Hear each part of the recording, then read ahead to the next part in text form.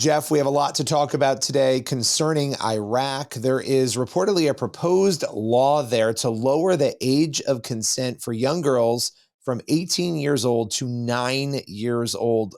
What in the world is going on? What is this proposal? Well, at a simple level, look, this is fundamentalist Islam. This comes from the Hadiths. This is common throughout the fundamentalist Islamic world. Basically, Muhammad had numerous wives. He married his favorite wife at 9 years old. So this is the Iranian-controlled Shia-backed parliament, and they are voting with their faith and saying if Muhammad did it, and this is the way they view it. They look at Muhammad like we look at Jesus. So if he did it, it's right and just and from God. So that's why they're pushing ahead of this. The rest of the world, we look at this and you're like, oh my gosh, what's going on? But for them, it's religion. Obviously it's implicit in the age of consent when you're talking about lowering that from 18 to 9 years old. I think we understand what that means, but let's break it down. Yeah. If this law passes, what happens? So first of all, let me give you the bold headline. This legalizes child rape, okay? And a side comment, Billy, is I think you probably agree. I think there'd be a bigger outcry if this allowed the rape of 9-year-old boys. I think we'd have a bigger outcry. But this is really horrific, but not surprising. And we just have to push back on it. And there's numerous ways to do it. And it's also just kind of a legacy of the first Iraq war. Unfortunately, we gave the country to Iran.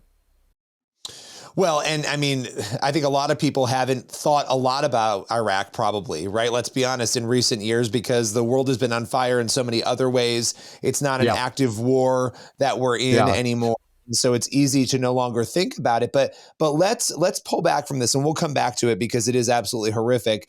What is the situation right now in Iraq when it comes to, let's say, the rule of law, the Islamic rule of law, and also persecution of Christians? Let's talk broadly about what's happening currently in Iraq.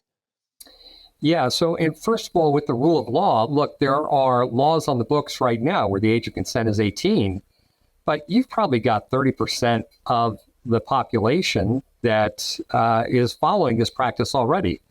And so I should have mentioned that previously. It's like in the end, this is horrific, but look, it's going on anyways. And so if that's allowed, there's also plenty of persecution. We're very active in Iraq as an organization. We have been for years. And I can tell you that persecution is alive and well. If you're a Christian, or let's say you convert to Christianity in Iraq, you're in a Muslim family, you become a Christian, your family finds out, your community finds out, what are some of the things that could happen to you? Yeah, and as you know, it really depends on the level of fundamentalism. So that's really just the broad gauge. So if it's a very fundamentalist family, it can be very typical that you are going to be kidnapped and beaten. That would probably be the lowest level, the lowest response. And then you'd be tortured. It would go up to, weeks of torture and even murder. And it's typically done, this is so hard for Westerners to understand, but it's typically done by the family. It's unimaginable, right? I mean, this is something that would be illegal, obviously, here. If it happened, it should be illegal everywhere for you to harm or kill a family member simply because they have chosen a different way of thinking, a different way of thought or religion. I bring up the persecution issue. Obviously, you're an expert in this arena, but I think it speaks to the broader issues that are going on in Iraq. And we come back to this issue of the age of consent. Yeah. As you said, it's already happening, right? So even though the law says 18, it's already happening. People are looking the other way, I assume, in those circumstances. But if this becomes law, and before we even go there, I should mention the women in government in Iraq, there are women in government. They have been fighting back against this, but to no avail, right? They have not had any success in pushing back to stop this bill. Yeah, and so that kind of underscores the need for Western response and for Christian response. So, apart from it's horrific and sinful, we just need to support, basic human rights and the protection of children. And we need to stand up for these women. They're Muslims for the most part, but oh my gosh, we just have to stand up for them. And yeah, I don't even know what to say except that we need to be calling our representatives. We should be calling the White House and asking for UN pressure. And everyone should be calling in their country. They should be calling the Iraqi embassy or their extended office and be very vocal. So be polite, but be stern and vocal. And that's, in the end, that will give the ladies that are pushing back support. And it speaks to a broader issue, but you go ahead. Go talk about the broader issue, because I think that is, people will hear a story like this and it's one piece of a very complicated puzzle. So go ahead and explain that. Well, oh gosh, this is probably about as broad as you can get. But for me, the way I think about this is that, we have to think about what happened to Christianity in the Reformation. And, so think about Christianity, what it used to be up until the medieval period. So if you argued with the church, you could end up on a stake, being burned, all kinds of horrible things.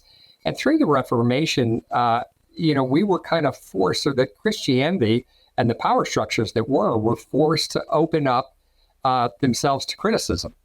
And that's what really hasn't happened in Islam. I'm going to be talking about this in an op-ed. It's just like, this is a broad issue that just points to that thing. And the press then needs to be vocal. We need to expose, and we need to name and shame, and to push people into modernity, and again, to support the Iraqi female NGOs and parliamentarians who are pushing back on this.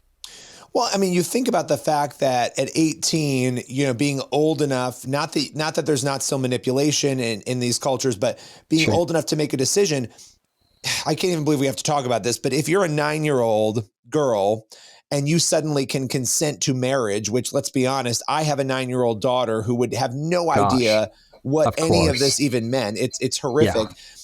Yeah. What happens in this circumstance? Who is it that is pledging them to marriage? What sorts of horrible situations can unfold with this? Just help us really understand what this looks like if it becomes institutionalized as something that is okay to happen in Iraq. Well, Billy, I think you just nailed it right there. So if you have a young daughter, you already know, you just imagine that. And very typically, they're married to someone minimum 40 years old, up to 70, 80 years old.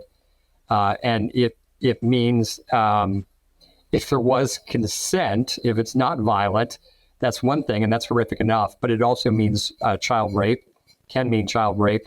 But regardless, it's just so barbaric. And again, we just have to speak up and criticize. And Islam can't get a pass. They can't throw a temper tantrum when the world disagrees with them.